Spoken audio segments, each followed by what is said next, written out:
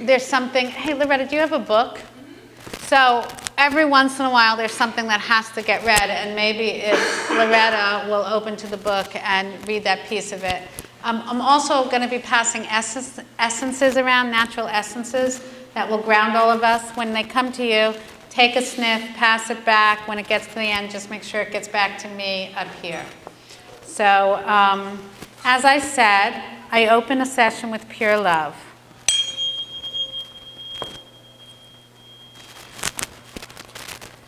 And then I invoke Isis. Now I'm going to create a sacred space.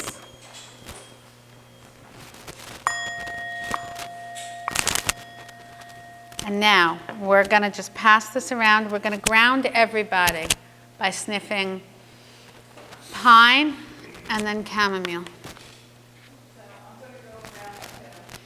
So these can go on this side, and Loretta's can go on that side. And then I'm going to just give some protection to this room, because I never wanted to believe that any negative energies would ever want to come into my space, and I didn't believe that for a long time, but I had to realize the reality of this. So that gets rid of, that protects us. We're going into a very, very open place. And so now I've just protected us from any energies. And now I'm going to muscle test. I often don't muscle test like this, but tonight I will, but I might forget. So if I stop muscle testing, it's because I'm muscle testing with this little finger, which no one will be able to see. But if anyone wants to play with muscle testing, I make a ring. I get a yes like this and a no like this. And I just train my fingers to do it with a medium amount of tension. So start going home and saying, is my name Becky? Is my name Sally? Until you can feel it. And it doesn't take long, 5-10 minutes. And then, say, should I have cucumbers? Should I have tomatoes? Just to practice. You don't really have to have what it tells you, but this is asking your innate ability to heal, your spirit guides, God, whatever you want to call it, to give us advice as to the session.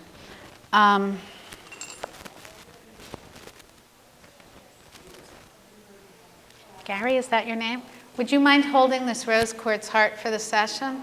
You're representing the group. I think you're also representing, yes, and that connects our souls together so that what happens here today is for everybody's highest good. So whatever agenda I walked in with today is now not the most important agenda.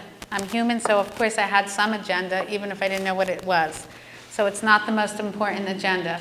What is the most important agenda today is what's for your highest good.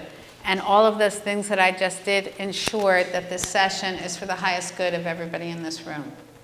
And because I gave it to Gary, it's for everybody in this space. I noticed that there was a group downstairs. There are other people here. And they're going to get some of this energy. Okay, so where do I want to go in the path? So I'm muscle testing my path. It wants to take me right into the path to prosperity. So I'm going to open that. This is what it looks like. And this is a protocol that I walk through to help us open our senses and understand our healing issues. So, is this session for a client only? Can't be. I don't have one client. Is it for a client and animal? No, can't be. Is it for a family? No. Is it for a community? That was not a big surprise. That was the intention that I set. So I'm going to understand more about this community that's here together. And I'm going to use this worksheet, which is why I'm sitting at a desk, because I have to write a lot. I do these fill-in-the-blank sentences. And these sentences give me an enormous amount of insight into the healing issues needed for this group.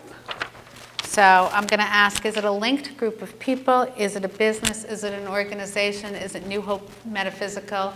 Yes. Is that the best way to define it? Yes. So this is improving the prosperity of New Hope Metaphysical and everybody in this room.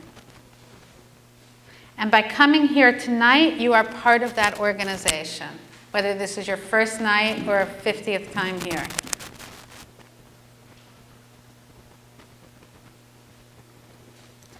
Now I ask, do I have permission energetically to work on the group? No. Is this going to include everybody who's a member of New Hope Metaphysical? Yes. And I do some steps.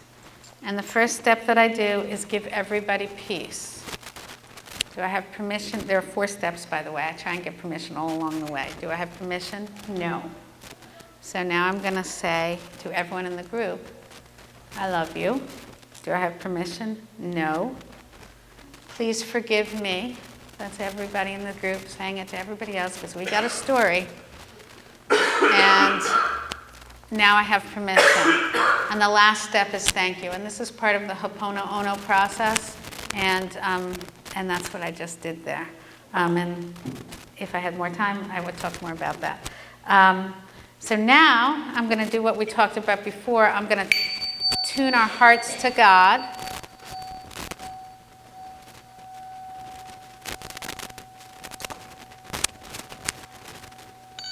And now I'm going to do my first sentence. It'll take me a second to figure it out.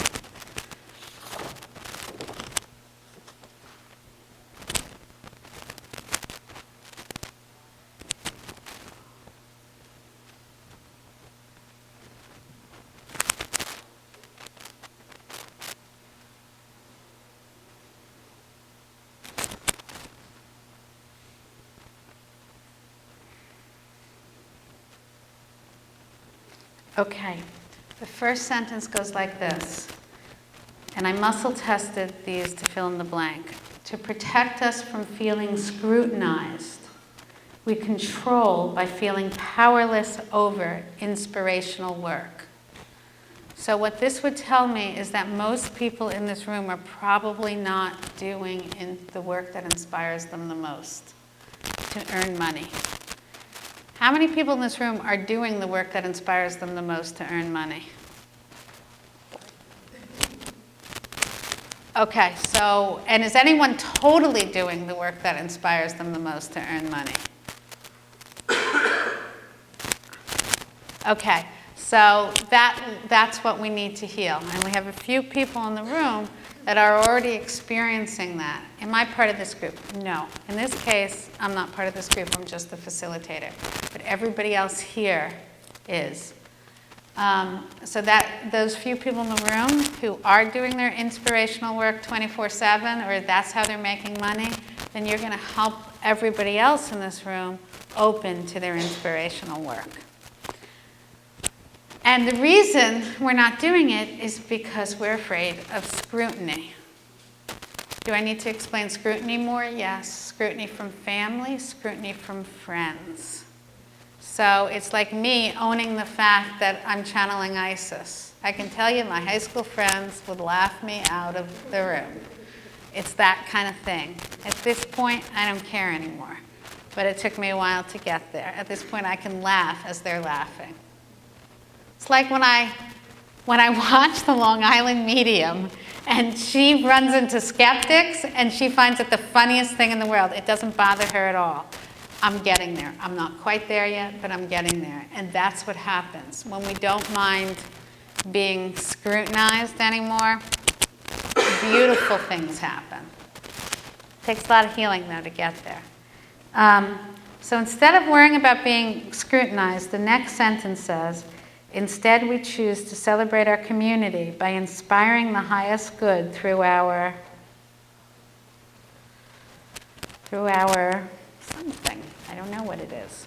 Through our inspirational work. It's simply that.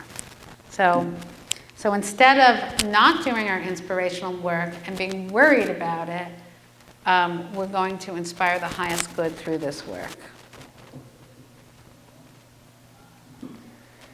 And now I'm going to tune our spirits to God. I'm going to use the Merkaba and the Tiferet tuning fork. And what it means to tune our spirits to God is that working alone, we can be powerful. Working together, we're like a perfect puzzle. And what we can create is spectacular. And what the 30 people in this room can create, as opposed to each one of you individually, there's no comparison. And so we just tuned you all together so that the creative forces can work together. It doesn't mean that you're going into business together. I'm not in business with Loretta or my other 10 students. But as a group of 10, we're so much more powerful than we are as a group of 1. So that's what it means. So now, I'm going to understand, I'm going to evolve. So Loretta, in the Path to Prosperity section, the yellow highlight explains what evolution is, and I think it's important for everyone to hear that. The outcome of proceeding through the evolutionary wheel is human evolution, which is defined in the path as an energetic shift wherein we emerge from the pattern of guilt and shame to embrace entitlement to desires that fulfill our basic needs and make our hearts sing. The result is to exist in our power as our true self, fully connected to the source of all there is, where inner peace, the joy of just being, and an easy life are our natural states. So that's what this is going to do. So we allow our life to be easy. So when we follow our hearts, our life gets easy. We allow our life to be easy by awakening and evolving our senses, thereby evolving, and I'm going to go through this wheel that's aligned with the dimensions and the chakras and tell you what I have to open up. So, ability for self-expression. 5th chakra, 5th dimension. I thought this might happen. We're going to have to smell some lemon, or it's a nice smell, so it's not a have to, it's a good.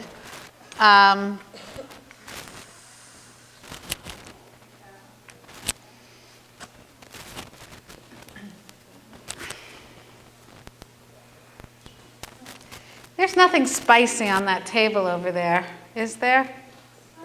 Yes, there are salsa. What? And there's spice cookies. Ah, wonderful. I forgot to bring my taste. So everyone gets to either have a spice cookie or salsa now. Because what we also do, and Loretta, I'll take a spice cookie. What we also do, I'm going to sneak a little sweet in there as well. We open the senses. And in this self-expression, we open the sense of smell, and we're opening the sense of taste. And the 5 tastes that we could conceivably open are aligned with the 5 elements in Chinese medicine, which is sweet, salty, sour, bitter, spicy, all. So everybody, take a bite of your cookie. And I'll give everybody a second.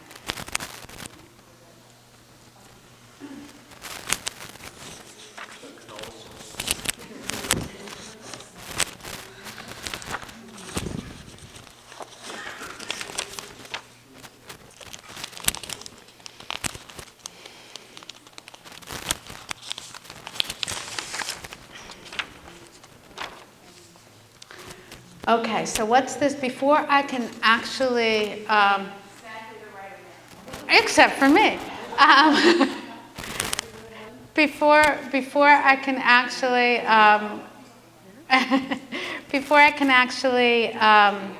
open up the, thank you. Let me take a taste of this first. So what I'm sensing and what this is telling me is that people's 5th chakra is closed, the chakra that helps us truly express ourselves. So what I'm going to do now is I have to open the 5th chakra. And in order to do this, I have to open a past life and understand what we were all, I actually wasn't part of it, what you were all doing together in a past life and the karmic pattern that is keeping everybody in this room from fully expressing themselves in order to live their inspired life. So I'm going to open the Akashic Records. It's actually quite easy to do.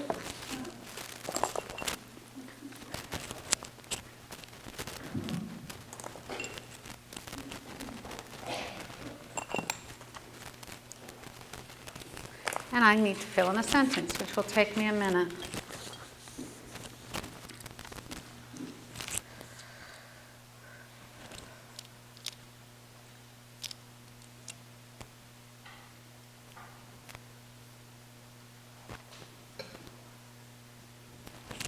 So in this life, I subconsciously choose to have a condition. This is for everyone in the room.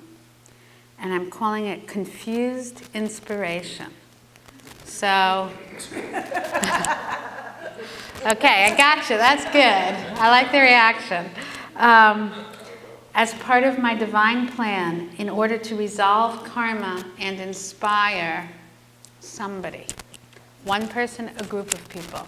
So it's like this group is holding on to confused inspiration in order to inspire a group of people. There's this belief that it's helping them.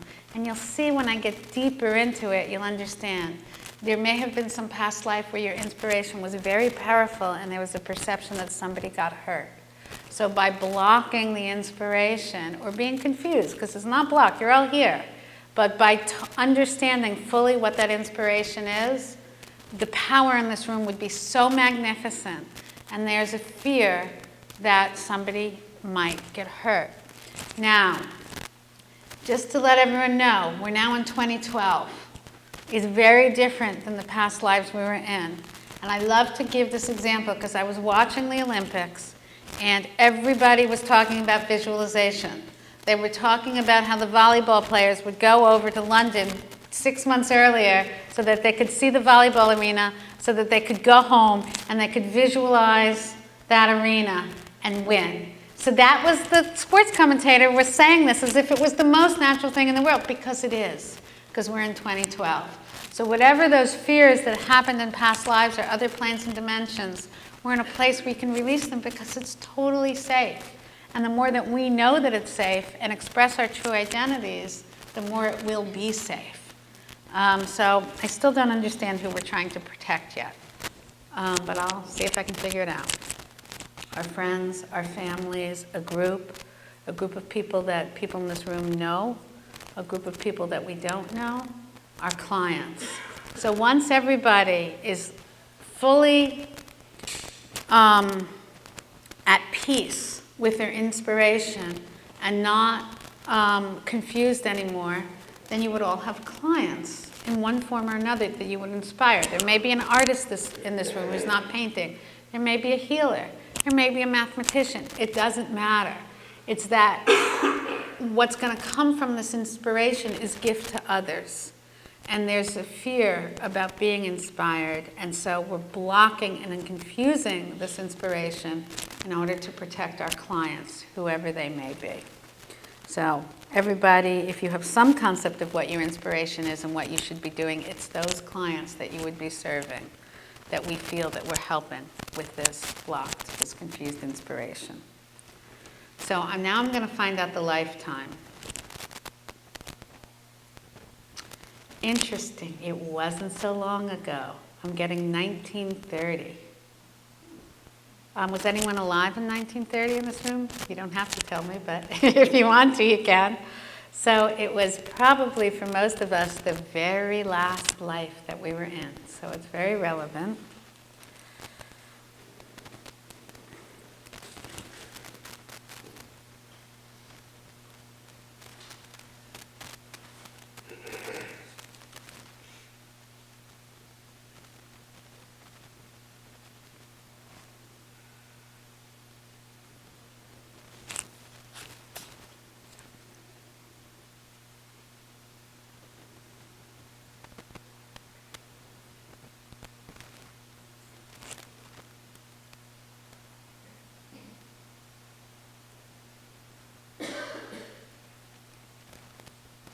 Okay, in 1930, our addiction to being talented, and what is talent? Fully utilizing your inspiration. Our addiction, all of us, or all of you, to being talented led to the belief that we caused our clients to lose family approval, causing us to feel shame. Do I need more details? Yes. Does it have to do, were you all living in the same place? Yes. Was it in the United States? Was it in Europe? Yes. Eastern Europe, Western Europe. Do I need to know what country? Spain, Italy, France, England. So there was a past life. Now, I do have to give this disclaimer. I have no idea if everyone was really living a past life in England in 1930, but I do know that either it really happened or it's a metaphor for an energy that you came into this life with. Because sometimes I'll do one past life and it's 1930, and the next time I do it in 1932 and it's a totally different part of the world. Maybe we have split souls. I don't know. I don't even pretend to know this kind of stuff, but I can tell you that it either happened or was a really important metaphor for the healing that everybody needs in this lifetime. So what was going on in England in 1930? I have to figure this out. It was pre-Second World War. Is that important? No.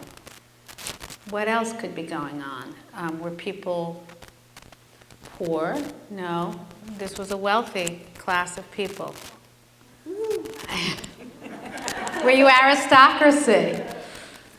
Perhaps, yes. All? No. And were you inspired by the healing arts? Not necessarily. Were you inspired by the arts? Yes. So this is a group of people that was inspired by the arts, and inspired by the arts that made our hearts sing, which might not necessarily be the arts that were acceptable at that point in time, and now I'm getting the chills. So we were doing things that bordered on acceptability in the proper English system in the 1930s. And therefore, your students learned these arts from you, and they got rejected by their families. And because of it, you felt ashamed of your open, beautiful creativity. And so that is why this group of people has confused inspiration. There's some knowledge of what your inspiration is and what makes your heart sing, but you don't want to go there altogether because of this fear that came into this lifetime with everybody here. So, now I'm going to understand what it looks like. Now I'm going to help everyone jump off the karmic wheel. We do not need to be in this cycle. We can jump right off of it. And that's what I'm going to do next.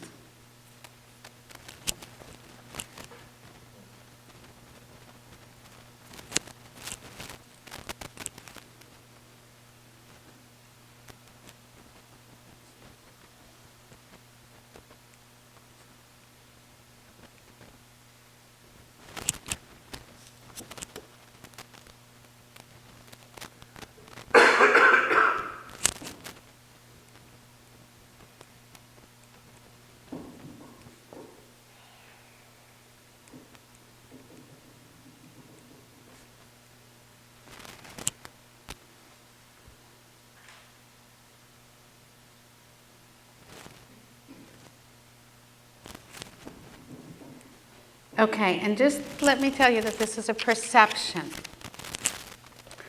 I utilize the perception of a lack of time. So for most people in this room, probably have very busy lives, a feeling that there isn't enough time to get it all done, and not enough time to follow their heart's desires and their inspirations. It's perception. I use the perception of a lack of time to resolve karma. This condition causes us to feel exhausted. And the belief is that it inspires your client's attractiveness. These are the clients you don't have yet. So if I'm too exhausted, I feel like I don't have enough time, then I'm not going to have a lot of clients. If I don't have a lot of clients, then they're not going to be unattractive to their families because I've inspired them so beautifully. So it's this convoluted thinking because of this shame from this past life. So is that accurate and fully defined? Yes. Anything else here? Okay, so again, I invoke the Ho'oponopono process here. And that process is that we all have a past story. And we're holding each other back by the past story. And if we ask for forgiveness, and if we say we're sorry, and if we say we love you, the story will go away. We don't care what they're doing. You're just telling them. And then they'll be able to be part of this unconditional loving state as well. So everybody, think of these clients that you could have if you were living your inspiration. And I want everybody to repeat after me, saying this to these clients. Peace begins with me and no one else. I love you. Please forgive me. Thank you. Okay. So now I'm going to return to opening up your ability for self-expression. Well, if you're afraid of hurting people with your inspiration, how can you express yourselves? So we return to that. And am I finished opening up self-expression? Yes. Can I continue on the evolutionary wheel? Yes. Now I'm actually going right into karma. And I'm going to have us smell some eucalyptus, opening up the 8th chakra. Somebody was telling me about an 8th chakra bowl. Yeah. So we're opening up I'm opening up the 8th chakra by having everybody smell this, opening up the 8th dimension. And the 8th chakra is about soul memory and karma. So I'm going to clear out some more of that. And it might be with another story that I'm going to tell, or it might not. And I'm going to open up everyone's vision. So with this, to open up this chakra, it's through eucalyptus and vision. So those are the 2 senses that we're opening up. So luckily, we don't have to eat more cookies.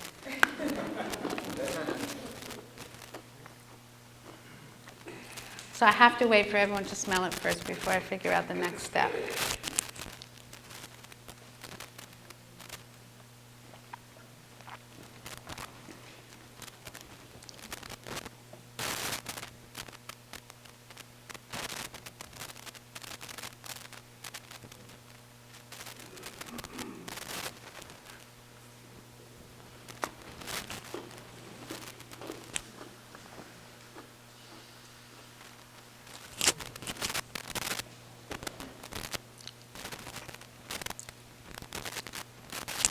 Did the sense go through?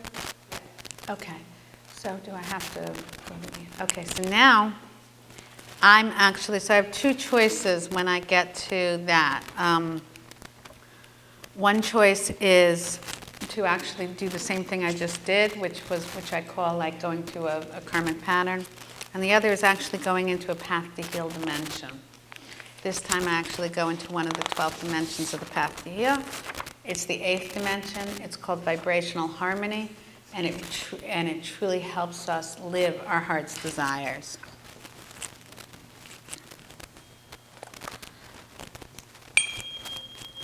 And it talks about how not knowing what it is we love to do, that's one thing that can block our heart's desires. That would be blocked from some early trauma trying to explore what it is that you really loved and it wasn't accepted in your life.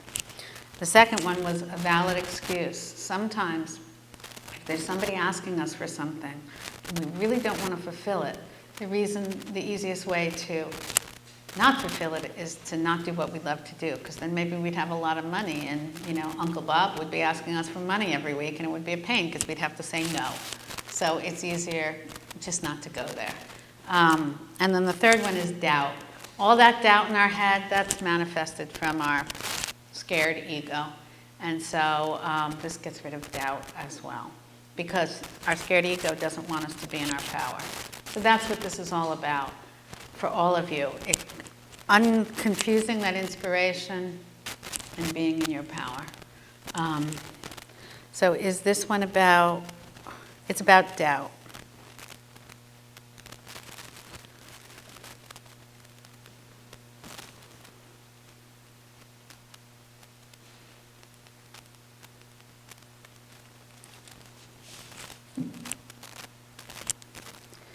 Okay, we hold on to doubt so that we do not manifest passionate, life-affirming work, so we don't have to bravely ask for fun.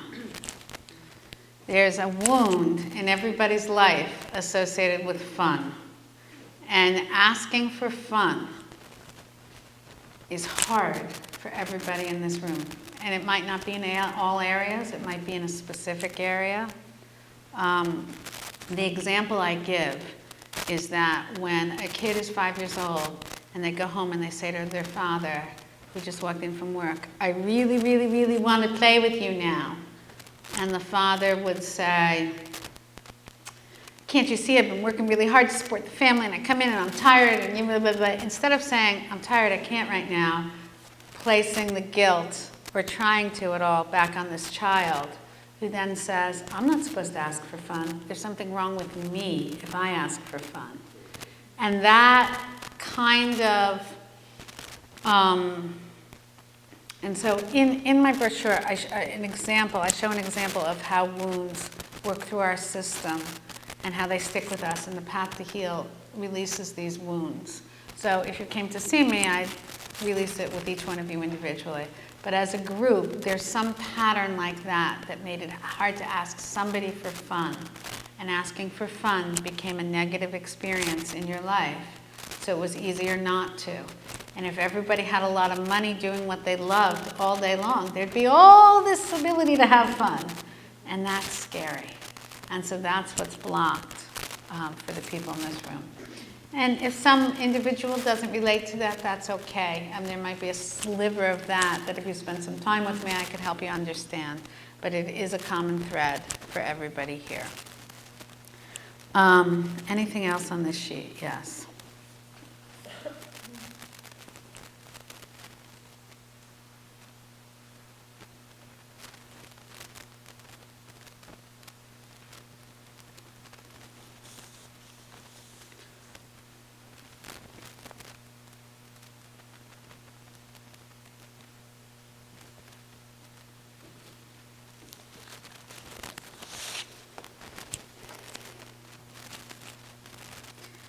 Okay, this one's interesting given the society that you're all a member of.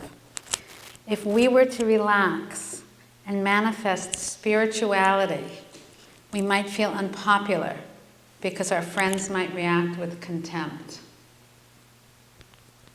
So you're close, but really getting the spirituality that everyone in this room is looking for may not be happening.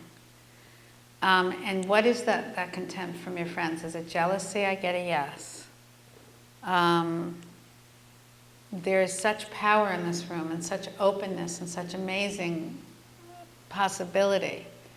And if everyone were to really manifest their spirituality, really be living their inspirations on a daily basis, there's afraid that the other people in their lives might be contemptuous or jealous. And so therefore, in some ways, it's easier to suppress it.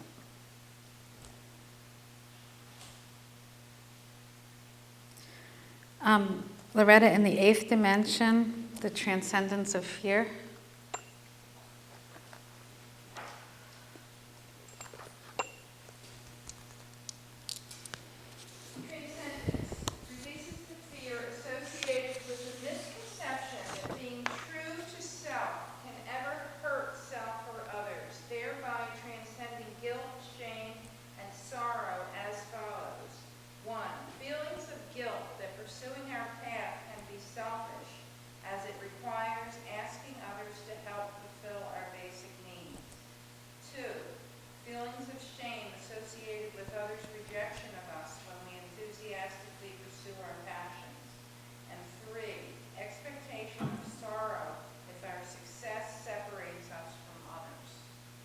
And that's what we're healing. And I'm always amazed whenever I read that piece that was channeled, that it has meaning for everybody.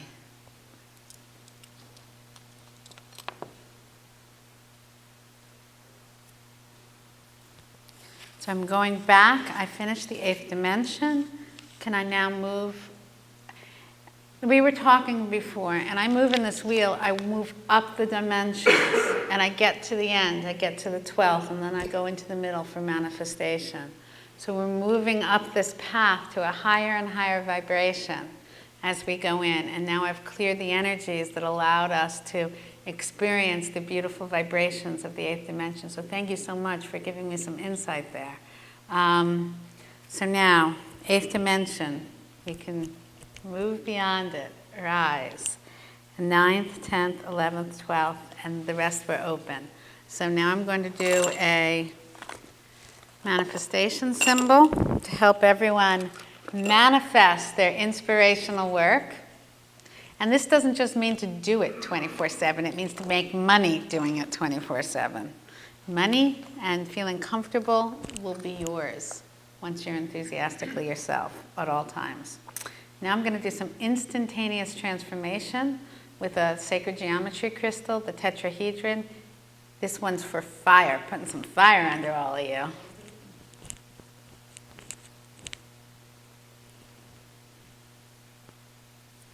Now I get to close prosperity.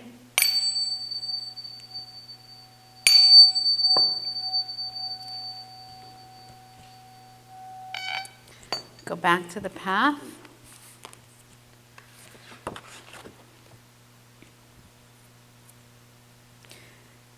Loretta, on the first dimension, it's the page I taped into everybody's books, the explanation of grace. So it's the one on the bottom.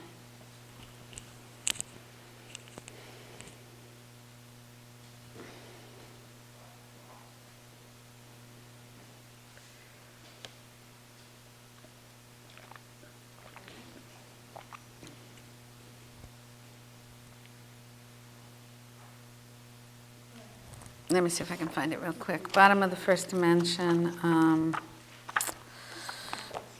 Yeah, it's taped in. It's on 3C. Yeah. Easy creation of new light through the unconditional love of our true selves.